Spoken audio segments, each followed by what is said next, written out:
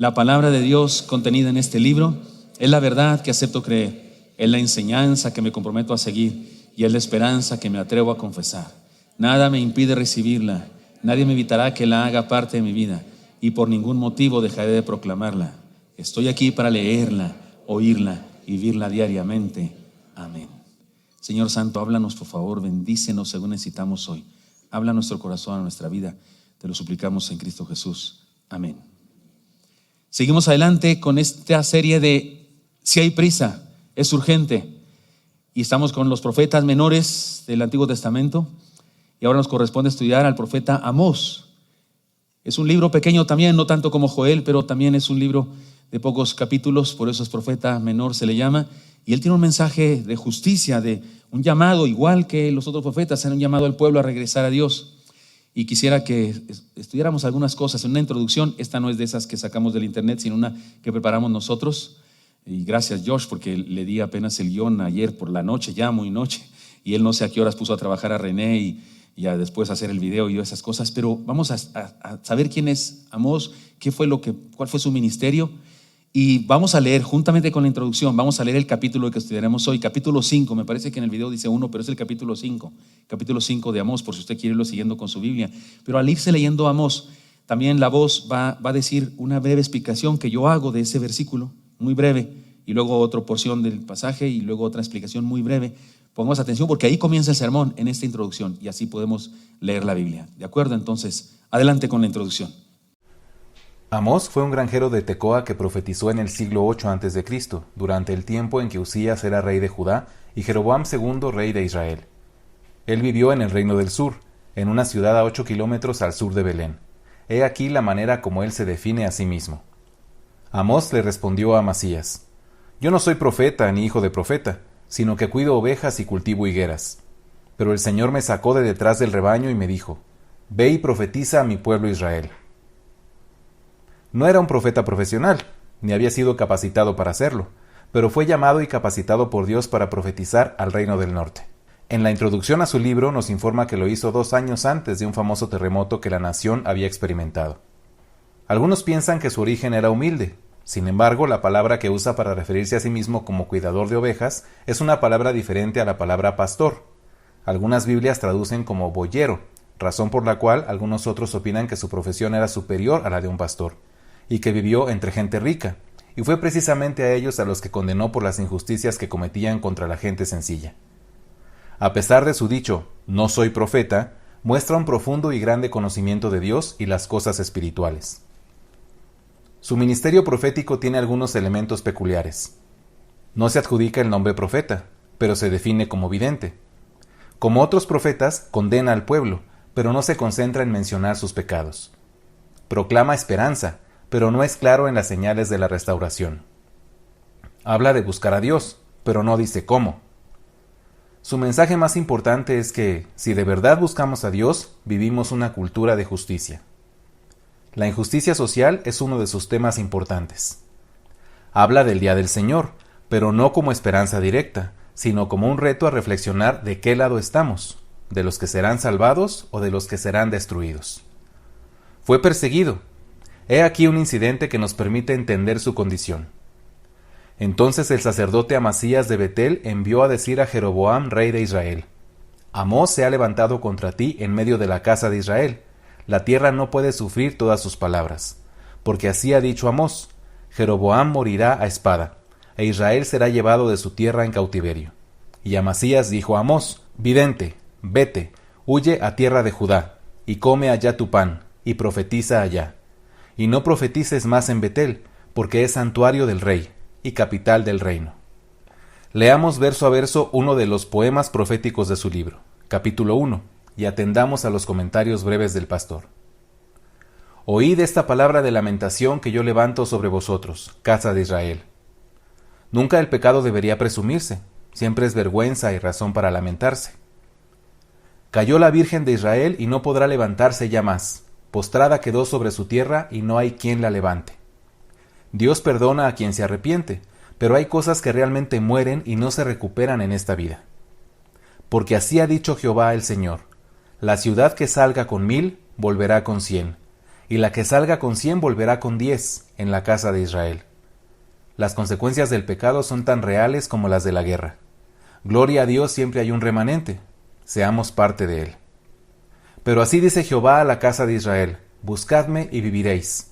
He aquí el llamado a ser ese remanente. Mas no busquéis a Betel, ni entréis en Gilgal, ni paséis a Beerseba, porque Gilgal será llevada en cautiverio y Betel será deshecha. La religión más popular siempre es la que está a la moda, la que satisface los deseos de los feligreses y se acomoda a su estilo de vida. He aquí un llamado a no buscar lo que todos buscan. He aquí un desafío a ser diferentes, contrastantes, a ser el remanente del Señor.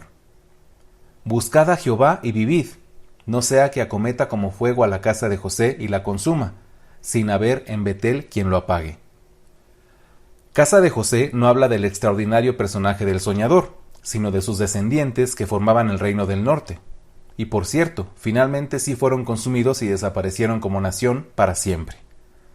Buscar a Dios significa vivir integralmente. Buscar lo que todos buscan nos hace andar el camino espacioso, y todos sabemos a dónde conduce: a la perdición. Ay de los que convierten en ajenjo el juicio y echan por tierra la justicia. Lo peor de la sociedad mundana es que usa las leyes para el provecho de los poderosos, y con ello amarga la vida de los justos. Buscad al que hace las Pléyades y el Orión, vuelve las tinieblas en mañana y hace oscurecer el día como noche, el que llama a las aguas del mar y las derrama sobre la faz de la tierra. Jehová es su nombre. Los cananeos adoraban como si fueran dioses a estas constelaciones creadas por Dios, y al parecer los hebreos habían comenzado a hacerlo también, pues eran prácticas populares en su tiempo, que supuestamente les ayudaban a tener mejores cosechas y una mejor vida. Adorar lo que Dios ha creado en lugar de adorar al Creador es una de las más grandes necedades del ser humano.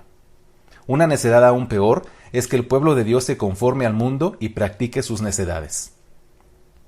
Él trae la ruina sobre el fuerte y hace caer la destrucción sobre la fortaleza.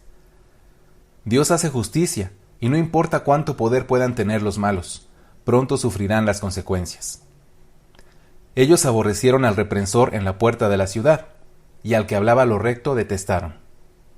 Las puertas de las ciudades, en aquellos días, eran los lugares donde se resolvían los problemas jurídicos. La injusticia se caracteriza por el rechazo de aquellos que señalan el mal o reprenden, y por el odio a quienes hacen justicia. Por tanto, puesto que humilláis al pobre y recibís de él carga de trigo, no habitaréis las casas de piedra labrada que edificasteis, ni beberéis del vino de las hermosas viñas que plantasteis. Lo peor de la injusticia del mundo es que los malos reciban beneficios por ser injustos. Lo mejor de la justicia divina es que en realidad no pueden disfrutarlos a plenitud. Yo sé de vuestras muchas rebeliones y de vuestros grandes pecados. Sé que afligís al justo, recibís cohecho y en los tribunales hacéis perder su causa a los pobres. Más importante aún es saber que Dios todo lo sabe y es juez justo. Por tanto, el prudente en tal tiempo calla, porque el tiempo es malo. Esta idea puede entenderse de dos maneras. Los sabios saben lo malo que está pasando y prefieren no discutir para no tener problemas. Los sabios guardan silencio, porque saben que Dios todo lo sabe. Buscad lo bueno y no lo malo, para que viváis, y así Jehová, Dios de los ejércitos, estará con vosotros, como decís. Aborreced el mal, amad el bien y estableced la justicia en juicio. Quizá Jehová, Dios de los ejércitos, tendrá piedad del remanente de José. Es importante tener la sabiduría de entender lo que es bueno y lo que es malo. Y más importante aún, es hacer el bien. El fruto de escoger el bien es una vida verdadera. Por tanto, esto ha dicho Jehová, Dios de los ejércitos. En todas las plazas habrá llanto, y en todas las calles dirán, ¡ay! ¡ay! Al labrador llamarán a lloro, y a endecha a los que sepan endechar. Y en todas las viñas habrá llanto, porque pasaré en medio de ti, dice Jehová. A causa del pecado de las naciones, finalmente Dios interviene y hace justicia. ¡Ay de los que desean el día de Jehová! ¿Para qué queréis este día de Jehová? Será de tinieblas y no de luz. Será como el que huye del león y se encuentra con el oso, o como el que, al entrar en casa, apoya su mano en la pared y lo muerde una culebra. Una de las cosas más absurdas de un creyente es que siendo malos, mundanos, creen estar del lado del bien y anhelan que Dios intervenga. Los que diciéndose creyentes son injustos, mundanos, serán sorprendidos por el juicio de Dios una y otra vez. ¿No será el día de Jehová tiniebla sino luz, oscuridad que no tiene resplandor? Cuando Dios interviene, pone las cosas en su lugar, lo cual es terrible para los que hacen el mal. Aborrecí, desprecié vuestras solemnidades y no me complaceré en vuestras asambleas. Y si me ofrecéis vuestros holocaustos y vuestras ofrendas, no los recibiré, ni miraré las ofrendas de paz de vuestros animales engordados. Quita de mí la multitud de tus cantares, pues no escucharé las salmodias de tus instrumentos. Pero corra el juicio como las aguas y la justicia como arroyo impetuoso. Antes que un culto religioso muy emotivo, ordenado, apasionado o lleno de arte, Dios desea que desarrollemos una cultura de justicia que se note en todo lo que hacemos. ¿Me ofrecisteis sacrificios y ofrendas en el desierto en 40 años, casa de Israel? Antes bien llevabais el tabernáculo de vuestros Moloc y Kiun, ídolos vuestros, la estrella de vuestros dioses que os hicisteis. Dios hace saber a su pueblo que les conoce muy bien, y sabe que ellos, aun en el Éxodo, mantuvieron en sus mentes las ideas supersticiosas de siempre. Es decir que jamás lo engañaron. Ellos siguieron creyendo en dioses domésticos que fabricaban con sus propias manos y siguieron confiando en ideas supersticiosas sobre las estrellas y ritos de la época. Nadie puede engañar a Dios. Él conoce el corazón de todo ser humano. Os haré, pues, transportar más allá de Damasco, ha dicho Jehová, cuyo nombre es Dios de los ejércitos. Dios concluye su mensaje con la advertencia del exilio. Reflexionemos en las enseñanzas que nos presenta y recordemos que, sí, hay prisa. Es urgente buscar de verdad al Señor. Amén. Amén. Hermanos, preparé esta introducción porque el pasaje, igual que todo el libro de Amós, tiene enseñanzas. Cada capítulo, cada versículo tiene enseñanzas emocionantes. Pensé, si leemos el pasaje juntos, yo me voy a interrumpir cada versículo, como lo hice, pero diciendo una idea muy breve, pero me voy a agarrar y voy a predicar un sermón de cada versículo, porque hay muchas cosas que decir. Por eso quería que fuera así rápido esta lectura, y luego vamos a 2 enseñanzas. Pero déjenme repetir la frase de estos sermones. Es más, díganla conmigo, la última frase acá, la tendremos acá. Bueno, la digo yo: reflexionemos en la enseñanza que nos presenta y recordemos que sí hay prisa. Y en este caso es urgente buscar de verdad al Señor. Miren, hermanos, hemos predicado una serie de sermones, estudiado juntos profetas del Antiguo Testamento. Y aunque las personas cuando piensan en profeta piensan en un vaticinador, una persona que habla del futuro, lo cual es un error. La verdad es que los profetas del Antiguo Testamento se identifican más con sermones de juicio, sermones de desafío, que con sermones futuristas, porque es verdad que algunos de los profetas decían cosas que iban a pasar, pero la esencia de la profecía del Antiguo Testamento es la exhortación, es el señalamiento del pecado, es el hablar del juicio de Dios, más que hablar del futuro. La intención era reprender al pueblo por sus maldades. Y ¿sabe una cosa? Eso siempre nos incomoda a todos. Y no dudo que habrá alguien que ya esté incómodo de tantas sermones del Antiguo Testamento, pero ¿qué hacemos? ¿Todos saben lo que dice 2 Timoteo 3:16 y 17? ¿Se lo saben todos? ¿Es segunda o primera? 2 Timoteo, dije primera, pero es segunda. ¿Y cómo dice? Toda la escritura es inspirada por Dios y útil para enseñar, para redarguir, para corregir, para instruir en justicia. Y luego sigue diciendo, a fin de que el hombre de Dios sea perfecto y enteramente preparado para toda buena obra. Y hermanos míos, en toda la escritura se incluye Amós, Joel, Oseas, todos los profetas. Entonces, ¿saben cuál es el libro que la mayoría de las personas más lee de la Biblia? ¿Saben cuál es? ¿Alguien sabe? Los Salmos, sin duda los Salmos. Y especialmente los Salmos de aliento y esperanza. El más famoso, el Salmo 23. La mayoría no lee el Salmo 51. Nadie se sabe de memoria el Salmo 51, la mayoría no se lo sabe. Pero el Salmo 23 no lo sabemos todos. El Salmo 51, algunos sí, ¿verdad? Sí, por supuesto, es un salmo hermoso. Y especialmente esa parte que dice, crean en mí un Dios corazón limpio y un espíritu recto delante. Sí, algunos sí no lo sabemos ese. Pero la mayoría, los textos bonitos, algunos estará pensando, pastor, ya pásese de los profetas menores a los salmos. ¿Cómo la ve, pastor? Si nos predica algo más lindo. porque nos incomoda el señalamiento de nuestros errores. Hay un pastor de nuestra red que un día estaba predicando y su esposa sentada ahí le hacía señales y le hacía así. Le hacía así. Entonces él se puso todo nervioso, no podía ni predicar porque decía, ¿qué traerá en la nariz? Imagínense que traiga ahí algo en la nariz así. Y él todo nervioso y se limpiaba y seguía. Y la esposa le volvió a decir y él todo nervioso, no podía ni predicar porque es horrible, ¿no? Que traigas algo en tu cara y te estén diciendo, cuando se acabó el sermón le dijo, pues ¿qué tenía? No, te decía que no te hicieras así. Te estabas haciendo mucho así y él más se hacía. Porque está horrible que te digan algo. Si le dices a tu novia, voy a hablar de las novias para no meterme en líos yo.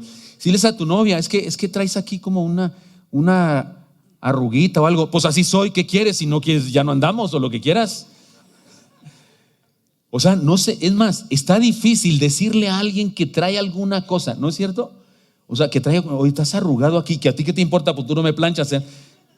Cuando deberíamos decir, gracias por decirme eso, tienes razón, pues no sé cómo hacerle, pero nos ofende el señalamiento de las cosas, pues más el asunto espiritual. Bueno, pero ¿sabe una cosa? Espero que usted lo haya experimentado, pero cada mensaje de estos de los profetas, que todavía no se acaban, les advierto, todavía no se acaban, cada ocasión, aunque hay juicio, hay esperanza. Ha habido un mensaje de esperanza, de aliento, y no será diferente con el caso de Amós. Y por eso creo que usted y yo podemos ir a este profeta, capítulo 5, para encontrar las enseñanzas. Y vamos seco, directo a la cara de nosotros. 2 enseñanzas y un desafío. Les voy a poner nombres especiales a las enseñanzas. Espero que sean ilustrativas. La primera enseñanza es esta: lo busco y no lo busco.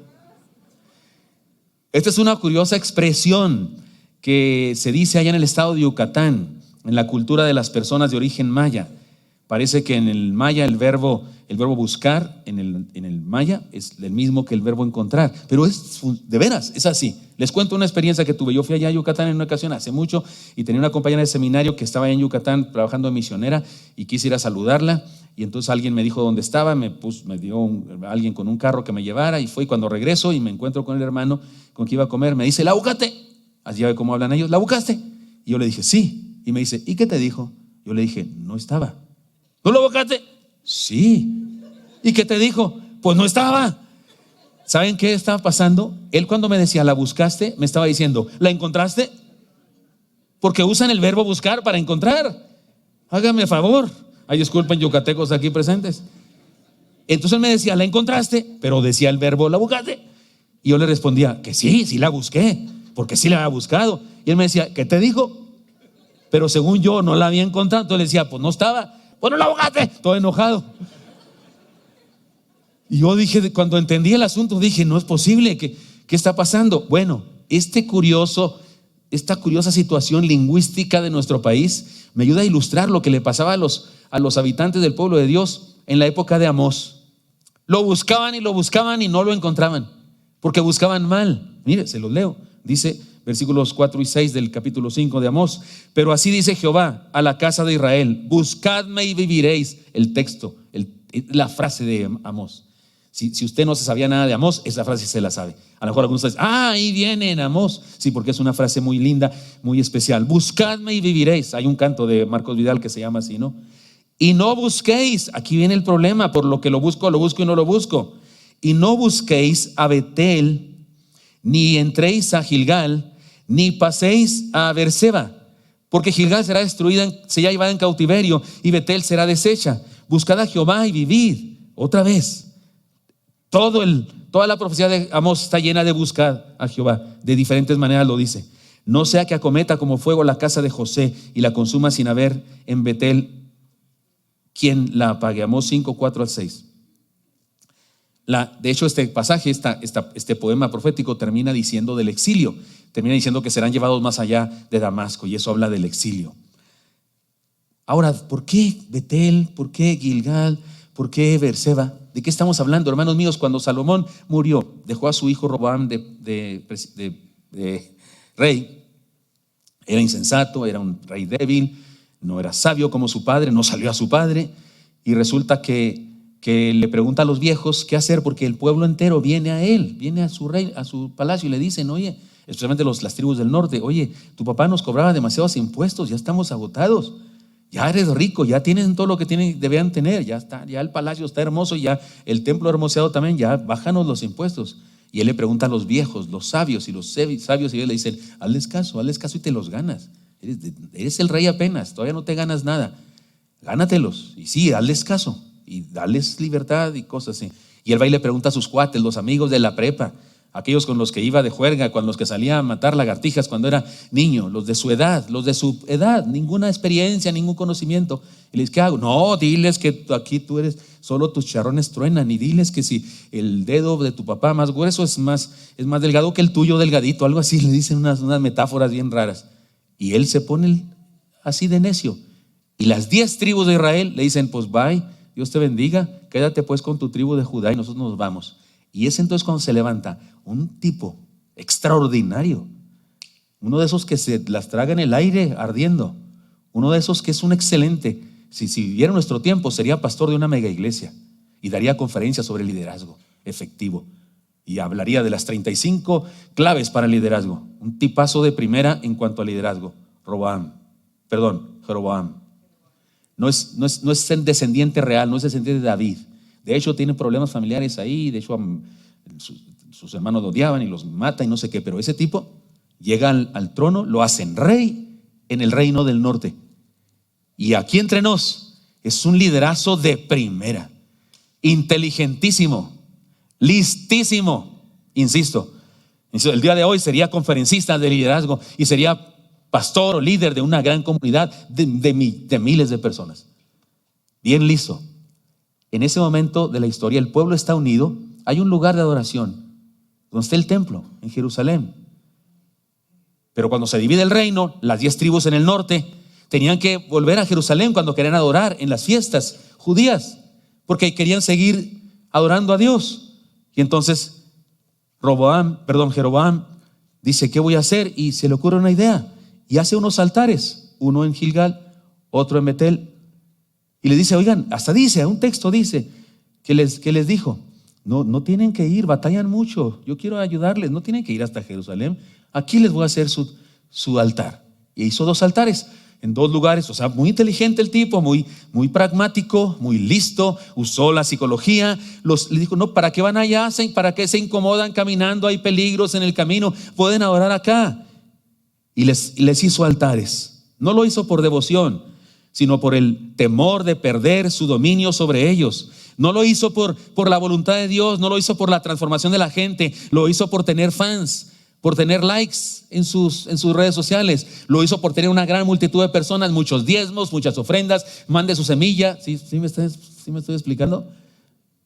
Y lo consiguió, fue extraordinariamente. Yo estoy escribiendo un libro que me pidió la Casa de Publicaciones sobre liderazgo y se llama mi libro Liderazgo fuera de moda. Y este personaje es el primer capítulo casi. Es el ejemplo más claro de un extraordinario líder malvado, perverso y espantoso como el que no debemos ser nosotros. Ese es un ejemplo perfecto de liderazgo a la moda. Yo propongo en el libro un liderazgo fuera de moda, un liderazgo a la moda de Dios, no a la moda del mundo. Pero ese tal Jeroboam fue extraordinario, fue bien listo, tuvo éxito, le ganó todas las batallas a Jeroboam, el hijo de Salomón. Le ganó las batallas, creció más su reino que el del hijo de Salomón. Imagínense qué herencia tenía Roboam. Y resulta que lleva la miseria el reino. Y este que ni siquiera era descendiente real de David ni nada de esos, crece su reino y se convierte en un reino poderoso. Llevó a su reino al éxito, como el éxito que el día de hoy se busca.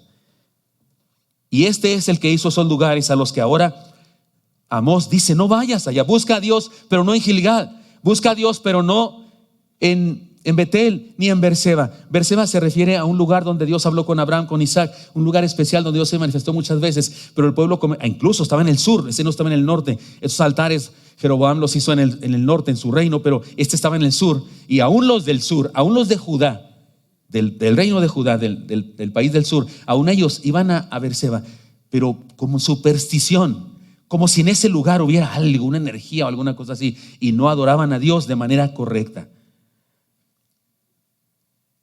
La adoración verdadera a Dios no debería ser cambiada, y este era el problema por el que Amós les dice, busquen a Dios, pero no en esos lugares. Dice, buscadme y viviréis, pero no busquéis en Betel, ni entréis a Gilgal, ni a Berseba. ¿De qué estamos hablando? La adoración a Dios no debe ser cambiada, hermanos míos. Ahora, algunas personas piensan que la religión judía era así como centralista, como es la religión musulmana, que tienen un lugar de adoración y ahí tienen que ir todos los musulmanes por lo menos una vez en su vida, en un peregrinaje y demás. La verdad es que no, Dios nunca enseñó una religión centralista, no se trataba de centralismo solo en Jerusalén, no, sino de fidelidad, solo a Dios. Primero Dios, todo Dios. El problema no era que no iban a Jerusalén, el problema es que no iban a Dios. En Jerusalén había un templo donde se adoraba a Dios de manera espiritual, y en Gilgal y en Betel había un ídolo en cada lugar de esos, un becerro, como el de Éxodo, un becerro. Y la frase que usó Jeroboam fue la misma que usó Aarón: aquí están, Israel, tus dioses que te sacaron de Egipto. Usó la misma frase. Ahora ellos, usted y yo no lo comprendemos todo, porque para usted y para mí adorar un becerro para usted y para mí nos resulta absolutamente una insolencia, una tontería. No, ellos sabían que ese no era Dios, era un símbolo.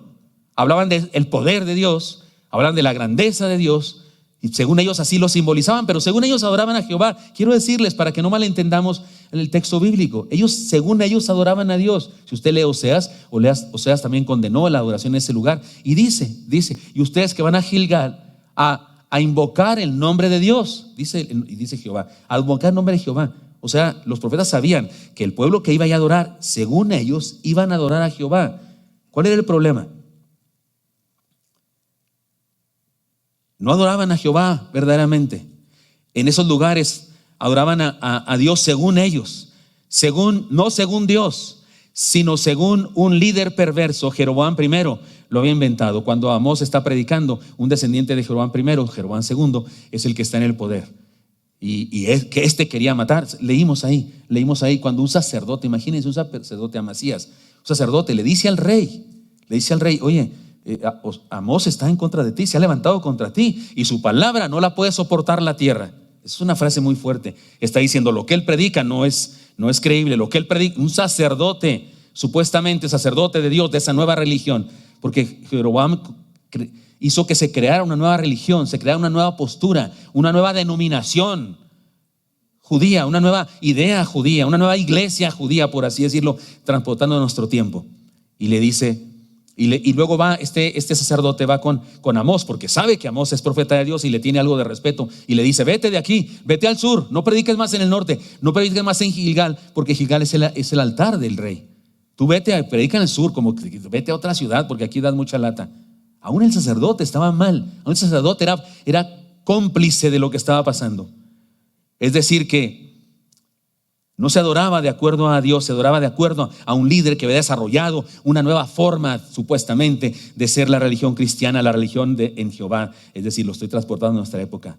Y su invención, la invención de Jeroboam, fue moderna, fue a la moda, fue friendly.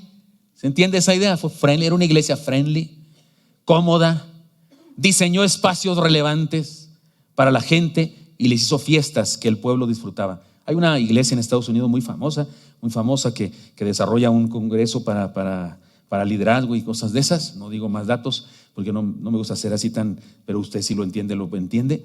Pero en esa iglesia se dio una conferencia que ahora se usa en otros lugares, que se llama Espacios Relevantes, para justificar los grandes costos de algunos templos, para justificar las grandes inversiones económicas en cuestiones materiales, templos muy hermosos, luces que cuestan, y que la gente se pregunta, la gente cristiana, ¿por qué gastamos tanto dinero? Si podemos ser más sencillos y ese dinero lo usamos, ¿no?, en misioneros o en acabar con el hambre en África, alguna cosa así, o damos ofrendas, pero se usan dineros en crear cosas materiales. ¿Sí? Yo no digo que esté mal que tengamos un lugar hermoso para adorar a Dios, pero se ha justificado, y hay por ahí alguien que hizo famoso un mensaje que después otros han replicado, que se llama así, espacios relevantes. Pues quiero decirles que Jeroboam hizo espacios relevantes. Creó lugares donde la gente pudiera adorar cómodamente, no tienes que ir hasta otro lugar. Aquí está más suave. Hizo para la gente también fiestas religiosas que el pueblo disfrutaba, porque les organizó fiestas. La primera vez que los llevó a adorar a esos lugares, hizo fiestas. No está por demás decirles que esos altares, uno de ellos fue quebrantado por Dios, se partió en dos por la palabra de un profeta. Y que ahí mismo murió uno de los reyes que defendía ese altar, porque no fue del agrado de Dios esa manera de tergiversar la verdad de Dios y crear una nueva religión, porque eso es lo que hicieron y eso es lo que pasa el día de hoy en nuestro tiempo. Entendamos la razón por la que, aunque ellos buscaban a Dios, según ellos, no lo encontraban. Por eso el punto es, lo busco ¿y qué? Y no lo busco. Y cuando digo no lo busco, lo digo en los dos sentidos. No lo busco porque no lo estoy buscando en realidad, y no lo encuentro porque no lo estoy buscando en realidad. Entendamos la razón. Se atribuyeron el derecho de inventar su propia religión. Ese es el punto. Se atribuyeron el derecho. Vamos a creer a nuestra manera. Cuando uno de nosotros dice respecto a un texto bíblico, bueno, a mí me parece, según yo lo que tomo de ahí. Espérame, no es lo que a ti te parece, no es lo que dice el texto. Es lo que dice el texto, y la verdad es que somos sinceros, honestos, y si estudiamos la Biblia con respecto a las reglas que ella misma nos da, porque debo decirles que las reglas de interpretación bíblica están en la Biblia, las podemos encontrar porque Pedro interpretó el Antiguo Testamento. Cuando Pedro en el libro de los Hechos dice, no estamos borrachos, muy temprano, son las 3 de la tarde, no estamos borrachos, lo que está pasando aquí es lo que dijo el profeta Joel. Pedro nos da un principio para interpretar la Biblia. Ese día cuando Pedro está diciendo esto, ni la luna se puso roja, ni hubo tinieblas. Entonces entendemos, era lenguaje figurado. Es decir, la Biblia misma nos da principios para interpretar. Y si estudiamos la Biblia con sinceridad, encontramos la verdad. No es tan difícil. Dios no nos mandó un crucigrama para ver si entendemos la Biblia. Dios no nos mandó un enigma como los enigmas de Indiana Jones para entender lo que está bien difícil. ¿Qué querrá decir esto? No sé. La Biblia, si la estudiamos con de veras ganas de encontrar la verdad, la encontramos. ¿Usted cree que la Biblia, si no es Nostradamus, si la Biblia no es los libros de Nostradamus? La Biblia debe entenderse con sencillez si la estudiamos bien. Así es que usted y yo no podemos salir con que a mí me parece, desde mi punto de vista, yo prefiero pensar que no, es lo que Dios dice y se acabó. Así es que se atribuyeron el derecho de inventar su propia religión. Intentaron adorar a Dios de acuerdo a los parámetros del mundo. De acuerdo al mundo, para no sentir, para que sea más friendly, ¿no? Toleraron el sincretismo, es decir, introdujeron preceptos e ideas de las religiones idolátricas de su tiempo a su fe. Abandonaron los principios originales de la fe ordenada por Dios por pragmatismo, pues es lo que sea más práctico, ¿no? O sea, no tienen que ir hasta allá a Jerusalén, aquí le hacemos el templo, el altar, no hay problema. Esnovismo, cosas nuevas, la pasión por todo lo nuevo. Y materialismo, por supuesto, porque era una religión materialista, era como el falso evangelio, la prosperidad, porque eso es lo que ofrecían los profetas de aquella época, prosperidad. Se atribuyeron el derecho de definir su propia moral. Hay una congregación en nuestra ciudad recientemente, nos llegó publicidad, por alguna razón muy extraña, nos llegó publicidad a la red de pastores, y los pastores analizamos eso, vimos el video promocional de esta iglesia, y ellos se dicen, somos una iglesia friendly, así se dicen, y dice cosas como estas: no te preocupes, no vas a perder mucho tiempo, el sermón dura como 15 minutos, cantamos 2 cantos, y durante el sermón tú puedes pararte cuando quieras a tomar café, porque tenemos una cafetera para todos, y puedes traer tu mascota, porque aquí somos pet friendly. Ahora, no me molesta que estemos cómodos. A mí sí me gustaría que usted no sufriera calor aquí en tiempo de calor, y que no sufriera frío en tiempo de frío. Sí, por supuesto que sí. Pero ese es el meollo de la fe. No, ese no es el meollo de la fe. Eso es secundario, o terciario, o cuartiario. Lo primero es la palabra de Dios, que nos dice Dios, qué queremos hacer con lo que nos dice Dios. Les explico esto contándoles un sueño que tuve hace algunos años. Ahora mismo todavía como iglesia estamos en campaña por nuevas instalaciones. Todavía estamos juntando recursos para las nuevas instalaciones, porque queremos un lugar que no tengamos que rentar o pedir prestado, sino que sea de Dios, de la iglesia, y que tengamos ahí toda la semana, no solamente los fines de semana, sino toda la semana, actividades. Imagínense, una escuela cristiana donde enseñar a nuestros niños. ¿No sería fantástico eso? ¿Le gusta esa? ¿Le late? Bueno, hemos soñado con eso durante varios años. Y hace algún tiempo incluso buscamos edificios, buscamos terrenos, hicimos un recorrido para buscar. Así es que me enteré que no hay lugares tan grandes como el que necesitamos, pero fuimos a buscar lugares, y una noche soñé que compramos un terreno muy grande, era muy grandote, más que lo que necesitábamos, pero que nos habíamos quedado sin un peso. Yo no sé dónde habíamos sacado dinero, porque no teníamos, pero que lo hemos comprado, y que no teníamos ni un centavo, y que yo decía, pues está bueno el terreno, pero ahora ¿qué hacemos? Porque no hay nada, ¿dónde nos metemos? Ni modo que cada quien traiga su silla y aquí bajo el sol, ¿o qué? O tenemos cultos nocturnos en la noche para que no haya sol, ¿cómo le hacemos? Y luego desperté, me pareció pesadilla porque mi idea era que ¿qué hacemos? Y entonces me ocurrió una idea. Ya despierto, seguí soñando. Y luego dije, los circos ya no tienen trabajo. Porque como no les dejan tener animales por aquello de los defensores de los animales, ya están quebrando los circos. ¿Qué tal que compramos la carpa del circo Ataide? Y ahí donde dice Ataide ponemos Oreb. Los mismos focos pueden servir, nomás los enchocamos para que digan Oreb en lugar de Ataide, ¿no? ¿Qué les parece? Y como hay sillas ahí, pues usamos las mismas sillas. Las que estén chafas, pues las acomodamos. Y en lugar de que salga el elefante y el payaso, pues salgo yo. Bueno, no me imaginaba marchando ni nada, pero me refiero en el lugar, en el escenario. Y la pastora entra en una ¿cómo se llama? Baja así del cielo, amarrada del pelo, algo así. ¿No te gustó esa idea del pelo, verdad? No. O tal vez así, echando maromas y luego de repente cae aquí. No, estoy bromeando, por supuesto. Me imaginé que en el pues hay techo, está suave, y luego de repente me salió uno negativo y sentí horrible porque pensé, si hacemos eso, la mitad se va de la iglesia. Pastor, fíjese que no vamos a venir a la iglesia, vamos a ir a otra iglesia porque nos queda más cerca. Además, el domingo pasado mi esposa se le rompió su tacón, porque aquí como hay pura tierra, se rompió su tacón y pues ya no podemos venir acá porque está muy incómodo, pastor. Otro, hermano, pastor, ya no puedo venir porque mi mamá ya ve que está grande y tiene alergia a los animales y como aquí huele a elefante y a león todavía, pues le ha hecho daño. Y luego otros, pastor, ya no vamos a venir porque encontramos una iglesia más cercana, tiene sillas muy cómodas, todo aire acondicionado, y aquí como es un calorón en verano y un friazo en invierno. Y pensé en eso. Dígame una cosa, mis pensamientos negativos tenían algo de justicia, tenían algo de base. No tenemos terreno, ni hay terreno que comprar ni nada, nomás fue un sueño. Pero hipotéticamente, dígame usted, eso que pensé respecto a que algunos no irían, ¿tengo algo de razón o no? Sí. Y cuando pienso que sí, digo, ¿por qué? ¿Por qué sí? Nunca he ido los médicos que han ido a San Juan, a Guatepec o a La Canuy o a Mistlán. ¿Dónde se sientan los hermanos ahí en La Canuy? En un tronco, puesto sobre otros troncos enterrados en la tierra. Así estaba cuando yo iba a aquel lugar. Unas láminas que para que hubiera fresco levantábamos la pared entera. No es que hubiera una ventana, no, levantamos la pared entera, eran láminas. Todas la levantábamos entera la pared, pero unos palos ahí debajo para que entrara el aire.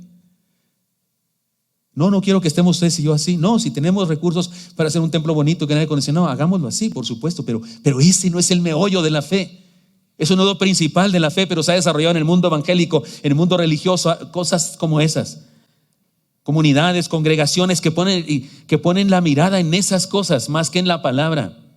Entendamos la razón por la que, aunque según ellos buscaban a Dios, no lo encontraban, y era esta. Finalmente se atribuyeron el derecho de definir su propia moral.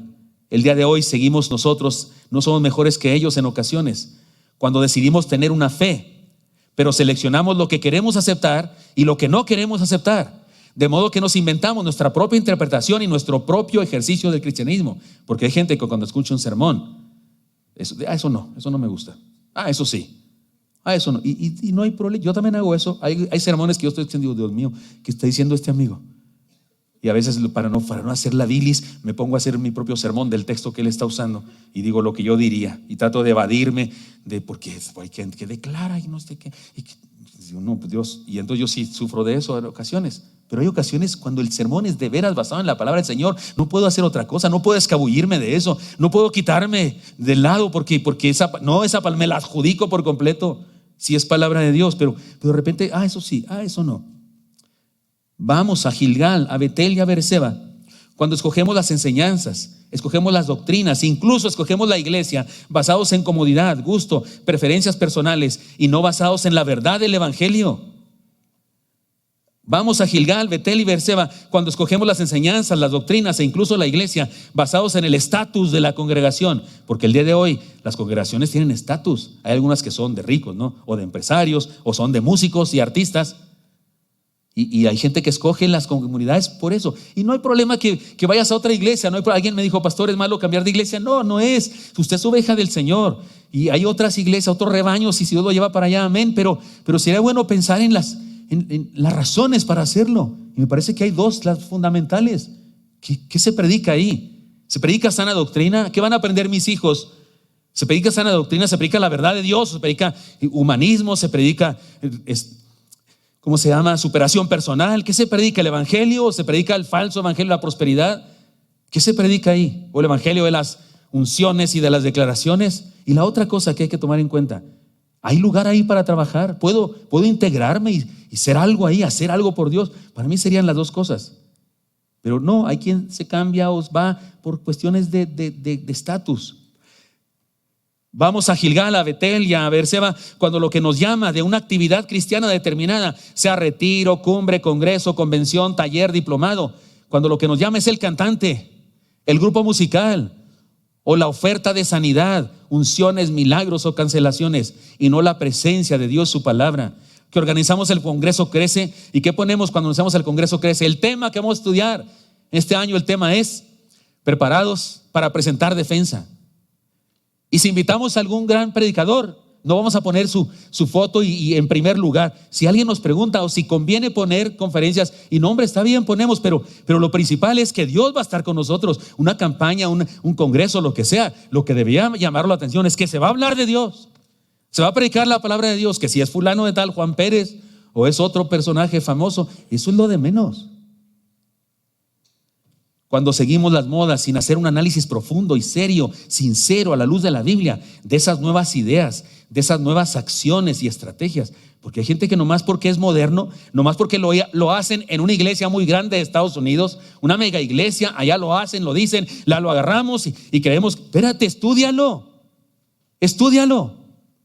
Hay iglesias en Estados Unidos que organizan congresos de liderazgo y usted analiza las personas que dan las conferencias, algunos de ellos ni cristianos son empresarios que se hicieron ricos, sí, es cierto, que eran pobres y vendieron un día una gallina y ahora venden millones de gallinas y nos vienen a enseñar cómo vender gallinas. No, nos vienen a enseñar cómo hacer pastores. No cuentan conmigo. Yo quiero ir a los cristianos, a los hijos de Dios, que me enseñen lo que dice la Biblia respecto a ser líder. No lo que dice la psicología ni la antropología respecto a ser líder, lo que dice la Biblia. En la Biblia también hay grandes líderes exitosos, malvados y perversos.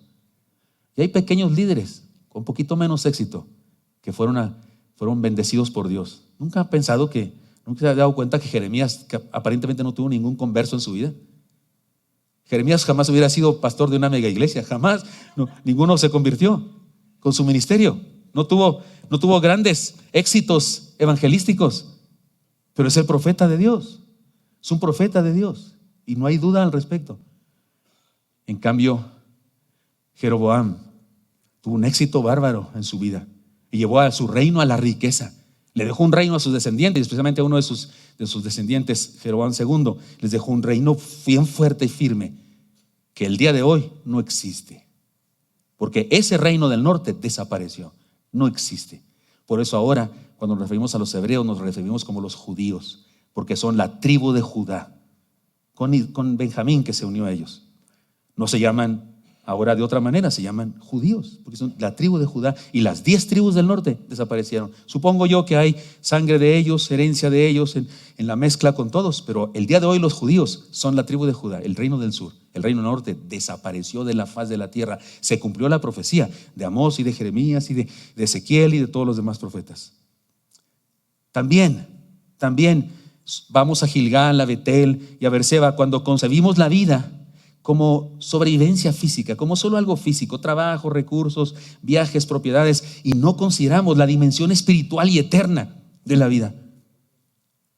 De repente ustedes y yo se nos olvida que esto de que estar aquí en la tierra y de esto de trabajar y esforzarnos, que hay que hacerlo, que hay que hacerlo, por supuesto que hay que hacerlo, por supuesto. Y la semana pasada yo le echaba porras a los millennials que les gusta mucho viajar. Sí, los millennials viajan más que cualquiera de nosotros, que viajamos. Usted y yo íbamos a Xochimilco y al castillo a las grutas de Cacahuamilpa, con el mismo esfuerzo y con la misma frecuencia, tal vez, que los jóvenes en el día de hoy, pues que se van a Escocia y que se van a Japón y que se van, ¿no es cierto? Viajan mucho los jóvenes ahora. Es un valor para ellos. Y yo no digo que esté mal, el coraje que me da es que no me invitan a veces, pero por supuesto que está lindo. Y no le quitemos valor a eso. Son bendiciones de Dios. Pero que debo decir que deberíamos ser conscientes todos que todo eso repercute en la eternidad. Que todo eso es pasajero. Que todo eso se va a acabar un día. No importa cuántas fotos, selfies tomemos. Un día se va a acabar eso. Y solo habrá una eternidad maravillosa en la cual en esta tierra sembramos para esa. Eso dice la Biblia. No deberíamos perdernos de esta conciencia, porque de repente vivimos como si fuéramos seres vivos, como dice en la primaria, ¿no? Nace, crece, se reproduce y muere. No, somos más que eso. En el NIV dice que los cristianos nace, crece, pero de algo más se desarrolla, se reproduce y vive para siempre. Y debemos ser, cuando no somos conscientes de eso, estamos viviendo como los adoradores a los que adoraban en Gilgal, en Betel y en Berseba, considerando solamente el aspecto material humano. Así que, hermanos míos, cuidado con lo busco y no lo busco. Pero ahora vamos a la siguiente enseñanza. Lo busco y lo busco porque Él me encontró. Me encanta decir esto. Aunque esta profecía parece condenatoria, pues ya dije, perdón, así son las profecías del Antiguo Testamento. Ahí disculpen ustedes, para el próximo año agarramos los salmos para decir sana, sana, colita de rana, a lo mejor si usted quiere, pero nos tocó ahora esta palabra. ¿Y qué voy a hacer yo? Pues si soy predicador de la palabra, si no ando escogiendo, sino lo que Dios nos dice. Y no fui solo, le echo la culpa a todos los demás pastores de la red, porque todos estamos juntos predicando los mismos pasajes. Aunque esta profecía parece condenatoria, en realidad es un llamado de esperanza y una manifestación de la gracia divina. Leamos una porción del pasaje en donde sí podemos, escarbándole, encontrar la esperanza. Dice versículos 14 y 15, léanlos conmigo y no pierda de vista lo que está subrayado. Lo leen conmigo, dice: buscad lo bueno y no lo malo, para que viváis, y así Jehová, Dios de los ejércitos, estará con vosotros. Como decís, aborreced el mal, amad el bien y estableced la justicia en juicio. Quizá Jehová de los ejércitos tendrá piedad del remanente de José. Amós 5, 14 y 15. Aquí en esto que está subrayado, hay esperanza, hay una señal de esperanza. Dios quiere estar con nosotros y hay una esperanza. Quizá Dios tenga piedad de nosotros y nos haga ser el remanente que recibe salvación y no la gran multitud que recibe condenación. Para comprender esta enseñanza, para comprender bien esta enseñanza en términos prácticos, permítame guiarles en algunas declaraciones que nos permiten reflexionar en el amor, la gracia y la esperanza que viene de Dios. Primera cosa que decir, hermanos míos, puede ser doloroso y agresivo recibir un diagnóstico negativo de parte del doctor, pero si se hace para ayudarnos a enfrentar la enfermedad, es algo bueno. De hecho, es maravilloso. Mi esposa comenzó a perder la vista, ya no veía de un ojo, chocaba con las personas y cosas y tenía mucha dificultad para seguir trabajando en la computadora. Fuimos al oftalmólogo, a doctores de los ojos, pues, para que la vieran, varios estudios. Uno de ellos le dice: este asunto no es oftálmico, como se diga, es neurológico. Vamos con una neuróloga, ella le hace estudios a mi esposa, le ordena una resonancia magnética. En nuestra iglesia hay un hermano, un cirujano, neurocirujano, que fue incluso presidente de la ¿cómo se dice? La Asociación de Cirujanos de México. Era el presidente durante muchos años, el esposo de la hermana Mamá Nieves. ¿Qué dije yo? Nieves, no, perdón. La hermana Celes. Es que las dos son mamá, por eso digo así, Mamá Nieves, Mamá Celes. De la Mamá Celes. Y resulta que él le mandamos los estudios. Y bueno, ahí comenzó lo peligroso para mí. Ahí comenzó el miedo, los nervios. Cuando él me llama a mí por teléfono y me dice: pastor, queremos ir a su casa, mi esposa y yo, para decirles cómo está lo del estudio. Primeramente, pues que faltaba no, está bien, no se preocupe, pero tenemos que hablar con usted y persona, no por teléfono. Ya pinta mal, ¿están de acuerdo? Y lo van a nuestra casa, nos saca la computadora, nos va diciendo y nos dice ahí una lesión. Usa la palabra lesión. Aquí hay una lesión y es significativa, aunque es pequeña, 2 centímetros, tamaño de una 4 centímetros, perdón, tamaño de un limón o una pelota de golf. Y yo decía, eso está grandísimo, en el cerebro me parecía grandísimo. Pero decía lesión, por respeto, porque quería decirnos despacio. Y mi esposa pregunta, doctor, lesión. Y él dice, un tumor. Esa palabra sí pega fuerte, ¿no es cierto? Y más cuando es en la cabeza, pues. Si es aquí o acá, pues que me lo quiten cuanto antes, pero allá. Y ahí comenzó nuestro sufrimiento. Ahora, ¿qué hacemos con alguien que nos dice eso? ¿Le pegamos o qué hacemos? ¿Nos enojamos con él? ¿Le decimos de cosas? No. ¿Por qué nos enojamos entonces cuando Dios nos manda un profeta para decirnos lo que hay dentro de nosotros? Cuando Dios nos manda un profeta que nos dice, oye, ¿sabes lo que hay? Hay algo podrido en tu corazón. Hay algo que estás haciendo mal. ¿Por qué nos enojamos? Hay gente que se enoja. Yo sé eso. Yo sé que hay gente que se enoja con mis sermones. Y por lo que digo, y creen que la agarro contra él o contra ella. Si yo amo a mis ovejas, deseo el bien de mis ovejas. Y además no predico porque una persona me contó algo. No, predico por lo que dice la palabra. Porque esto dice la palabra. ¿Por qué nos enojamos cuando alguien es enviado por Dios y nos dice que estamos enfermos de algo? Que tenemos una enfermedad espiritual y que es mortal. Y que si no hacemos algo para resolver esa enfermedad, no habrá remedio.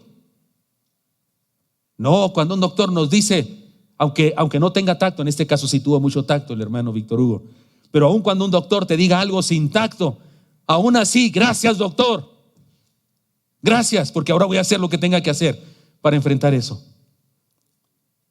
Por muy doloroso que sea, es una cosa buena cuando se nos señala el mal. Otra manera de decir esto, si Dios conoce nuestros malos caminos, es señal de que está pendiente de nosotros. No le somos indiferentes, ni nos odia. Es una bendición.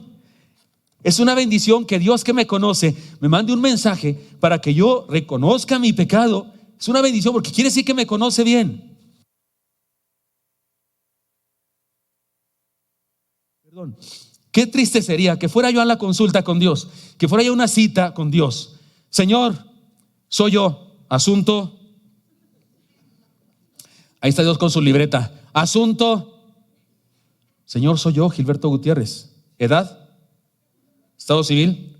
Ya voy diciéndolo yo, 63 años. Casado con la Yani. Sí. ¿Cuál es su problema? ¿No sería terrible eso? Cuando no te conoce el doctor y vas con el doctor, no sabe nada de ti, no sabe ni cuántos años tienes, se sorprende de tu edad. Creí que estaba más viejo, o al revés, creí que era más joven. Duele más lo otro, ¿verdad? Pero no. Cuando llegas a la cita con Dios, Dios sabe todo. Que Dios me mande un mensaje por sermón, por canto, por meme cristiano, por conferencia en internet, o en el sermón de la iglesia el domingo, que Dios me mande un mensaje haciéndome ver mi enfermedad espiritual, mi problema, mi pecado, es bendición, amigo, amiga. Significa que te conoce, te ama, está pendiente de ti, sabe todo de ti y desea que sanes. No te enojes, por favor, no te enojes. A pesar de lo que somos, Él aún desea estar con nosotros, el texto dice, y estará con vosotros. Él desea estar con nosotros. Y a pesar de lo que somos, debemos mostrar esperanza, fe, como Amós. Amós le dice al pueblo, ustedes dicen esto. Lean conmigo lo que dice Amós, que el pueblo dice. Quizá Jehová, Dios de los ejércitos, tendrá piedad del remanente. Quizá Jehová. O sea, hay una posibilidad de que tal vez Dios se apiadará de nosotros y nos perdona y nos bendiga. Esa es una esperanza que no debe nunca desaparecer de nosotros. Siempre debe estar en nosotros. Ya les he contado que cuando enfermé del COVID, que ustedes oraban tanto por mí. Gracias, Dios les bendiga, de veras, los amo por eso. Sé que oraban mucho por mí, lo sé. Y Dios nos contestó, bendito sea. Pero yo les he contado, les he confesado que yo sí creía que me iba a morir. Yo de veras sí pensaba que me iba a morir. Alguien me dijo que eso en ese culto que hubo también de oración, y que yo hablé al final, apenas podía hablar porque estaba bien ronco, porque ya el COVID había inundado mis 2 pulmones. Y alguien dijo, usted, pastor, se estaba como despidiendo. Dijo, yo ni me acuerdo bien lo que dije, pero a lo mejor sí, porque quiero decirles que yo sí pensaba. ¿Saben qué? Yo pensaba, no hay argumento que pedirle a Dios. No le puedo decir, Señor, soy muy joven, porque no soy joven. Señor, mis hijos están chiquitos. No están chiquitos, están grandotes. No había argumento. Y luego de pilón se mueren pastores más jóvenes que yo.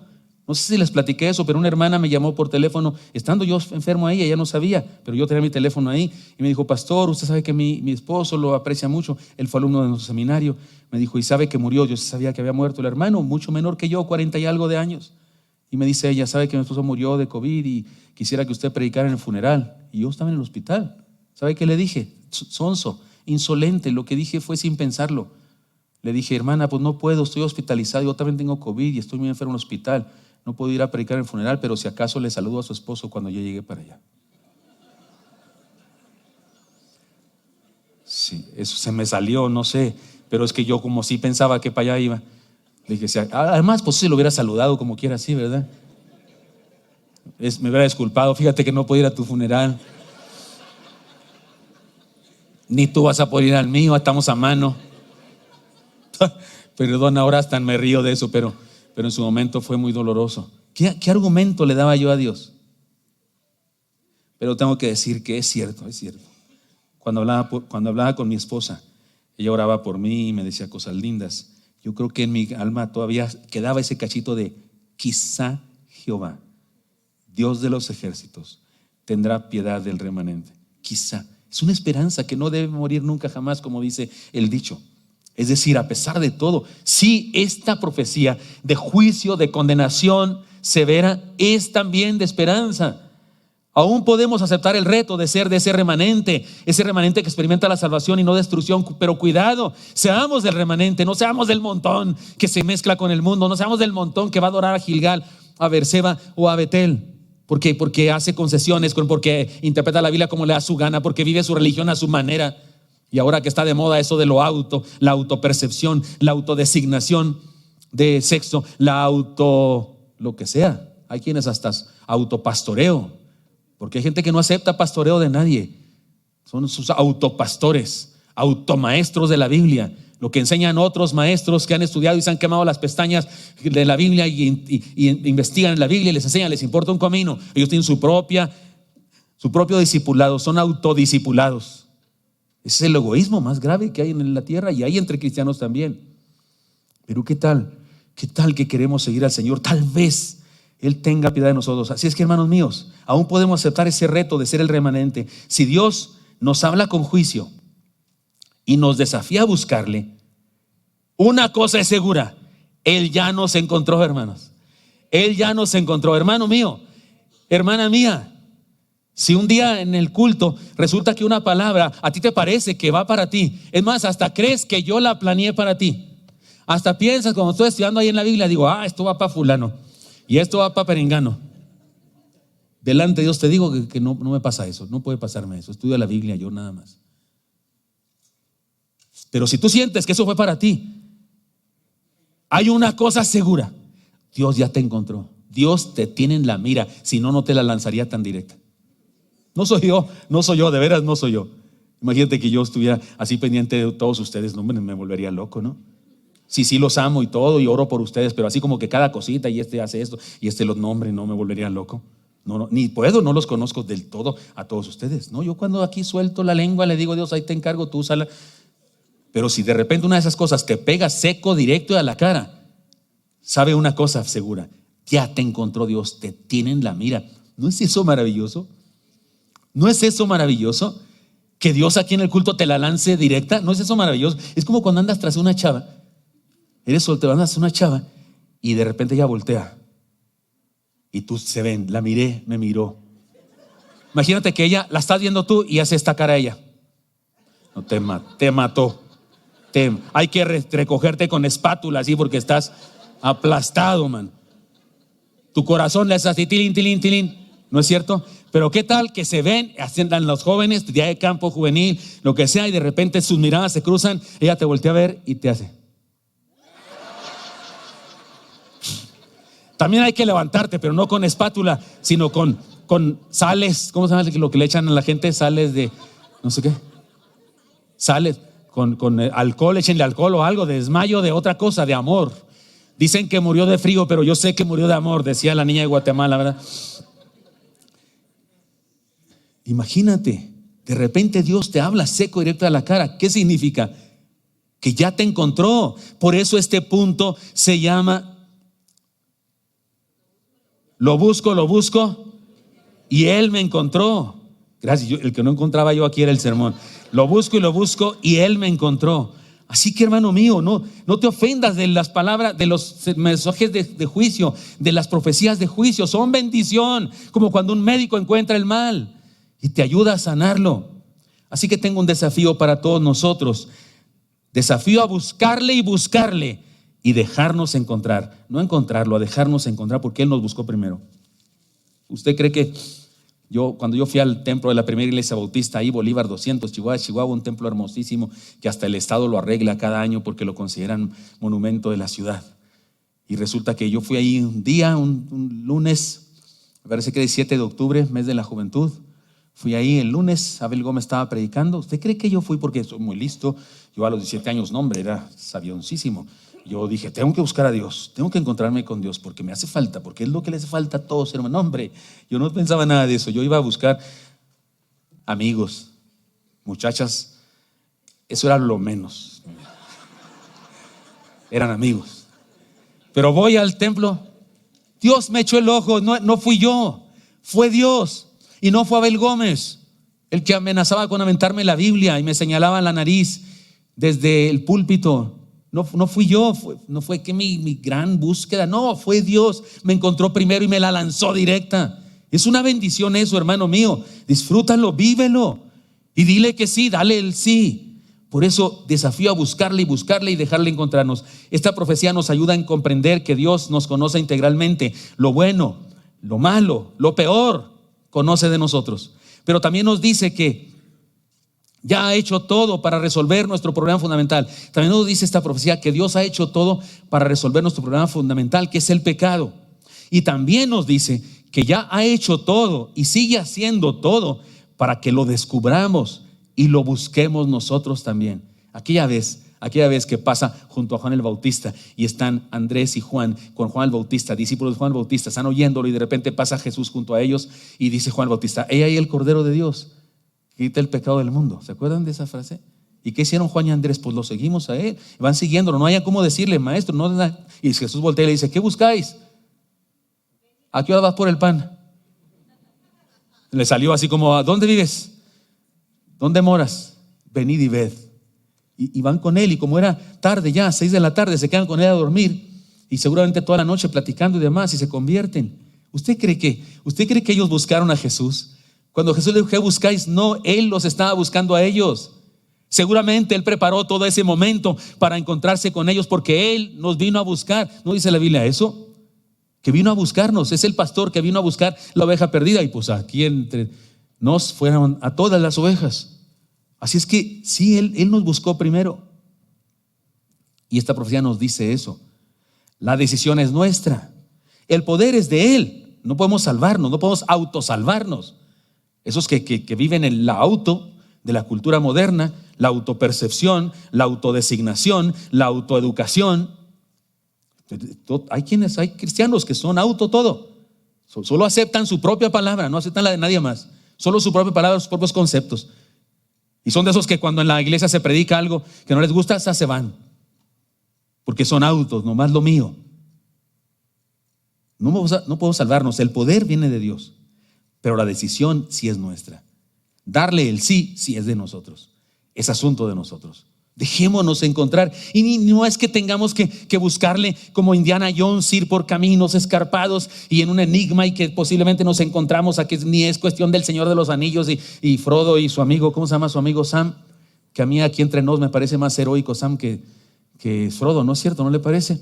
No es así una aventura y que tenemos que encontrar contra el demonio de ¿qué? Mordoco, ¿cómo se llama? No sé, algunos demonios ahí, o contra los, ¿cómo se llaman los que son bien feos, bien gachos?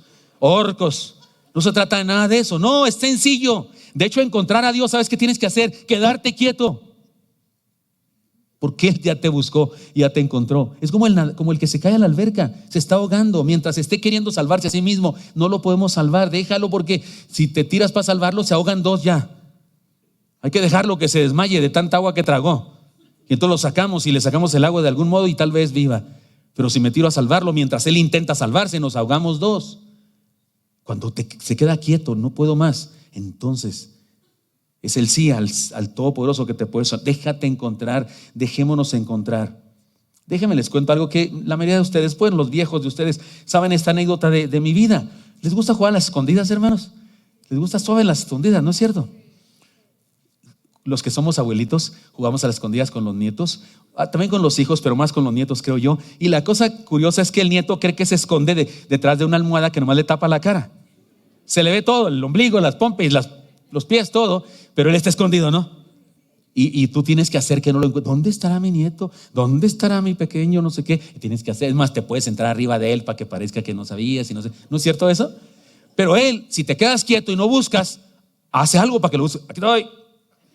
O te da una patada porque, o sea, no se vale que no lo busques. El juego es que lo sigas buscando. Y es más, que lo encuentres, se ataquen de risa los dos y luego se vuelve a esconder. ¿No es verdad? Y lo puedes hacer 500 veces o 2000. Mis hermanos y yo, nuestro padre era técnico en refrigeración, tenía un taller muy grande, un taller así, ¿cómo se llama? Un terreno muy grande, bardeado.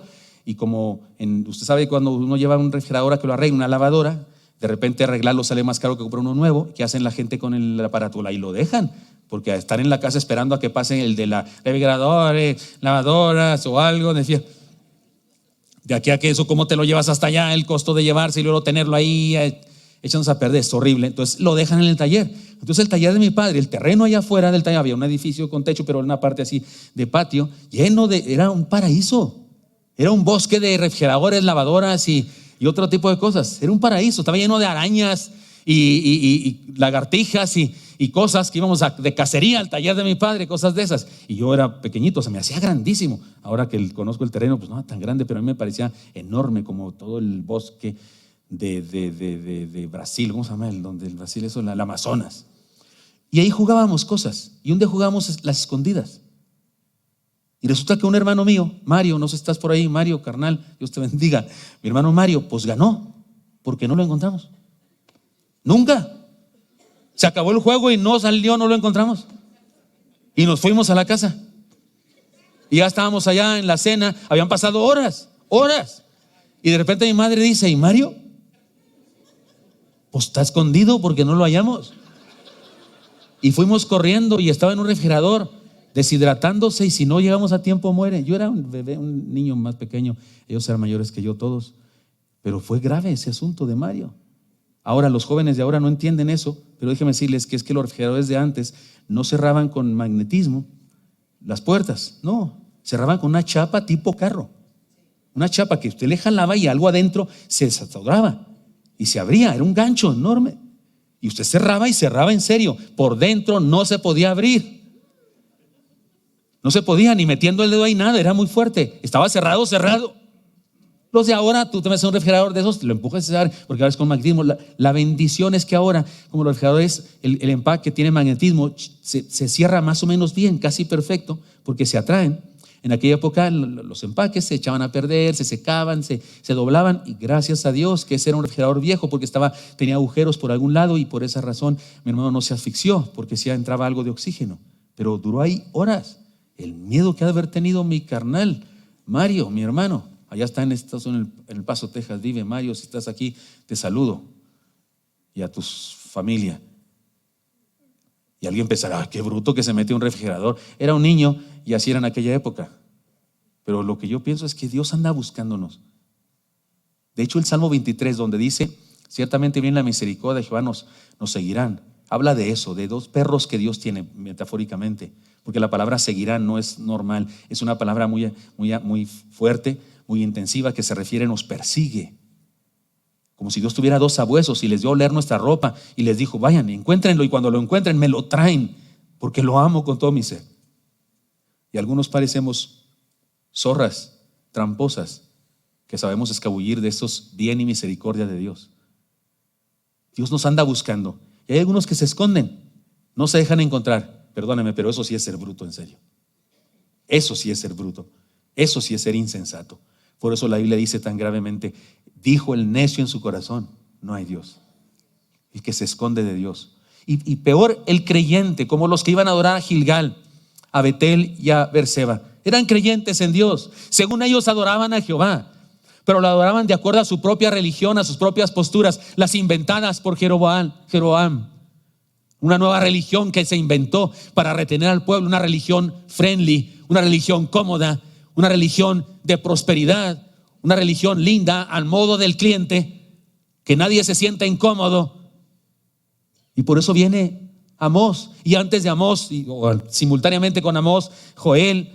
De hecho, estos otros profetas que estudiamos antes son posteriores, y Jeremías y Ezequiel, y todos sus sermones son incómodos.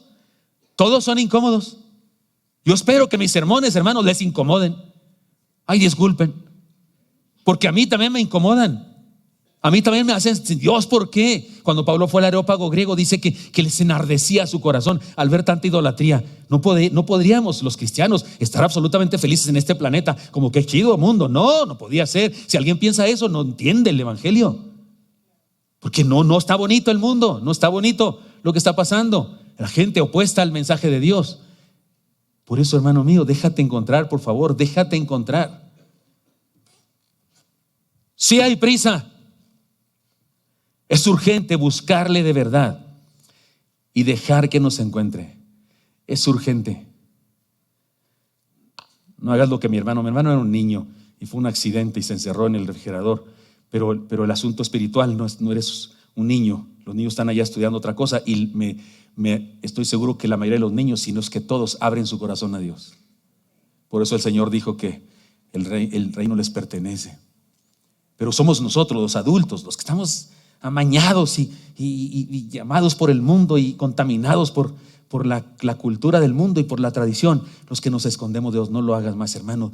Dejemos que Dios nos encuentre y adorémoslo de verdad, adorémoslo donde debe ser adorado, como debe ser adorado.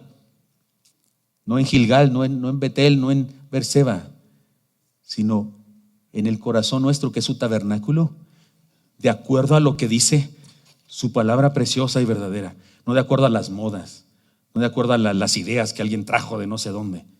Cada moda que surja en el mundo, cada idea que alguien nos proponga, primero la estudiamos en su palabra. De veras eso es verdad, porque si no es verdad, entonces fuera de aquí no la queremos. Pero de repente hay quienes, con tal de crecer, con tal de tener más feligreses, más fans, le importa un comino lo que dice la palabra y se hacen de la religión de Jeroboam. No, como iglesia, no caigamos en eso, hermanos. Yo les invito a que sigamos juntos la verdad de Dios y que no permitamos nunca que nuestra iglesia llegue a ser una iglesia a la moda del mundo. No, Señor. Si tenemos que ser un remanente, si tenemos que caer gordos, si tenemos que incomodar a alguien, que así sea, pero que no incomodemos a nuestro Dios. Porque eso dice la palabra. Tenemos que ser una iglesia diferente, que anuncie el evangelio de verdad, no el evangelio a la moda, sino el evangelio de la palabra, que es el único evangelio que salva. Que no se trata de ser sufridos y andar descalzos. No se trata de eso. Pero se trata de tener como principal fundamento de nuestra fe a Dios, Jesús, su palabra, su verdad, su evangelio, el sencillo evangelio, de que lo sigas a Él y se acabó. No son tus ideas ni cuestiones de psicología, ni cuestiones de materialismo y pragmatismo. Es su palabra, y eso es lo que usted y yo seguimos. Eso le dijo Dios al pueblo de aquella época. Buscad a Jehová, le dijo, y viviréis. Y les dijo, pero no lo busquen aquí ni allá, no lo busquen en esas ideas modernas, búsquenlo en el verdadero Dios, en el de siempre, en el que se nos reveló en el desierto, el que está con nosotros siempre y nos busca y nos persigue, y el que ya nos encontró. Solamente déjate encontrar tú también. Señor Santo, bendícenos a mis hermanos y a mí, por favor. Gracias te doy por tu palabra bendita que nos bendice, pero creo que también nos incomoda, Señor. Qué bueno, Dios. Está bien que nos incomodes porque no somos perfectos. No podría ser de otra manera. Por eso, Dios Santo, bendice a mis jóvenes aquí presentes, adolescentes, a los jóvenes mayores, a los adultos mayores, a los ancianos. Aquí estamos, Dios. Te pido que nos bendigas y que como iglesia, Señor, te adoremos siempre en tu tabernáculo, es decir, en tu iglesia. Ahí donde tú habitas, Señor, en tu reino, donde habitas, donde hay 2 o 3 congregados en tu nombre. Y no nos permitas, Señor, caer en esos errores que cayeron los creyentes del pasado en el Antiguo Testamento. Que seamos como Amós y como todos aquellos que siguieron su mensaje y fueron remanente, que experimentaron salvación. Bendícenos para ser así, Señor, y que no estemos conformes con que haya otras personas viviendo equivocadamente, sino que les anunciemos también tu palabra, que les llamemos a juicio, Señor, que les llamemos a conversión, a restauración, Úsanos, Señor, por favor, para alcanzar a nuestros hijos, a nuestros hermanos, a nuestros vecinos, amigos, a nuestros padres o abuelos o parientes políticos, y que seamos un ejemplo, Señor, de un caminar contigo. Ayúdanos, Dios, y te pido que bendigas al hermano y a la hermana que están ahora mismo escuchando tu palabra. Señor, bendícelos. Hermanos míos, sigan orando, por favor, y no le voy a pedir que se ponga de pie y levante su mano, pero sí le voy a pedir que en lo profundo de su corazón reflexionemos cada uno y pensemos: ¿qué de esto que ha dicho Dios me queda a mí y debo hacer algo al respecto? Y dile a Dios, hermano, dile lo que debas decidir ahora y conságrate a Él. Y dile: aquí estoy, Señor, encuéntrame. Aquí estoy, Señor. Sí quiero seguirte como debe ser seguido. Señor Santo, bendice a mi hermano y mi hermana. Te lo pido en Cristo Jesús. Amén.